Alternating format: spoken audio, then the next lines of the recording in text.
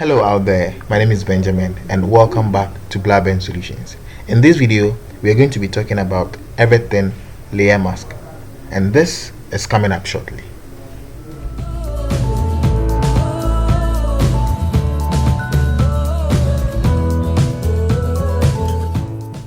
If this is your first time at BlabenSolutions, please note we are into the production of graphic design video tutorials and Photoshop tips and tricks for you. So if you think videos of such nature will be of great benefit to you, then I encourage you to hit on the subscribe button, like the video, and make sure to check the notification bell so as to be the first person to be notified whenever we release new videos. If you see anything in this video that you think you like or that has really helped you a lot, then please do well to give this video a thumbs up by liking the video, and let me know in the comment box below what exactly it was that you really learned. Without any further ado, let's quickly jump right into the video and let's begin. So we could see this is the interface of our Photoshop, and when we talk about layer marks, we are talking about transparency, layer transparency. Okay, so you being able to control the transparency of a layer, that is mask. That is what we are. That is all about the layer mask, layer transparency. But in this situation, someone may ask, if layer mask is about controlling the let me say the transparency of a layer, then opacity. So let me select this layer, then the opacity can do that, because I can use the opacity to control the transparency of this layer that I just selected. Okay, now it is not about that. Layer mask is that part, okay, that can help you select or control portions of a layer. I don't know if you really or you clearly get what I mean by saying that. Let me repeat it again. The layer mask aids you or helps you to control some portions of the layer. So provided I want to control this portion, so from, let me say, from this top to this down, so on the right side, all the right side, I want to control the transparency on the right side. Layer mask helps me to do that. If I want to control the transparency of the left side, layer mask helps me to do that, but opacity cannot do that for me. The opacity rather controls the entire layer that I'm working with, but with layer mask we can control portions of the layer. So now enough of the talking, let's quickly practice what I just said and let's see if truly it is true. To add a layer mask to this layer, this is what you do. You come down to the bottom here and let's choose add layer mask to this. So you can see that once we clicked this add vector mask, okay, or layer mask, we have this layer mask thumbnail. So all the magic will be done in here. Okay, so now first, currently this was selected, and now let's select this. Okay, good. So with the layer mask, we are going to be working with two colors. We are going to be working with black color and a white color. Now the black color conceals the layer, or it hides items of the layer, and the white color reveals items of the layer. Good. So let me say if you come in here, we have the foreground color to be black and we have the background color to be white. Okay, that is a perfect match.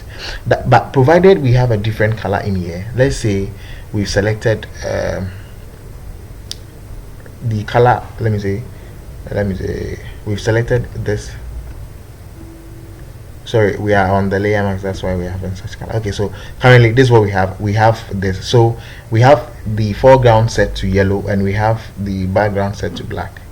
Now we need to have the default color, that is black and white, and to get the default color, press D on your keyboard. Good.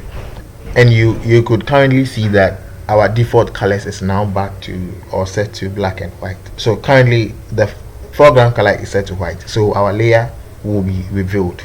Now to get the black color, you don't come in here and select the black color this way. No, all what you have to do is just hit on the X on your keyboard, X button on your keyboard, and the foreground color will now be turned into white, and that will reveal the layer. And when you click the same X, it turns the background color back to white, and the foreground color is now black, meaning we want to hide portions of the layer. So easily we can do this by clicking on our layer mask thumbnail and select our brush tool. This is our brush tool, so let's select our brush tool. The shortcut key is B, and this brush tool, the size is very huge, so you can click on the close square bracket to decrease the size, or press on the open square bracket to increase the size.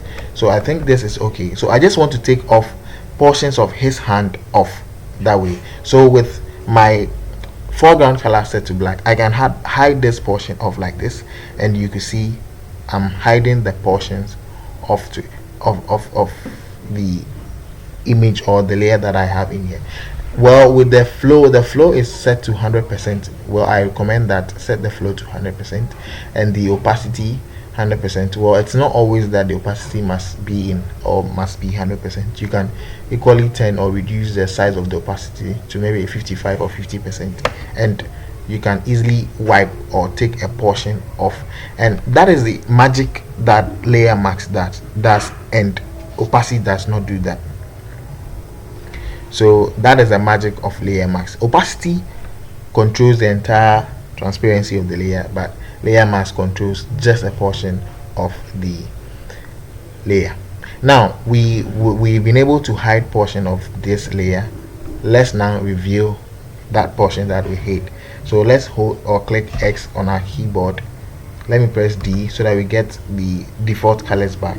So I have white set to the foreground color, and that will reveal my image or where the portions that were hidden. So let's click and brush through this layer.